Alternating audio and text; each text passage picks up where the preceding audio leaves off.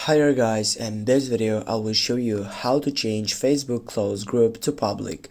Firstly, get up into the application, then tap on the three dots on your right upper side, go for all shortcuts, select the first selection groups, then wait to get up into this section, go for your groups on the second one, then choose a group that you want to get up and go to the public section. Then go on your right upper side, and as you can sync up into these sections, you need simply to scroll down and to take a look right down on group settings. And now when you scroll down, you're gonna find out hide group. Go to that section, and here you're gonna find out this selection which you need gonna get up and go for hidden. Go for hidden, and you need to wait. Only members can find this group.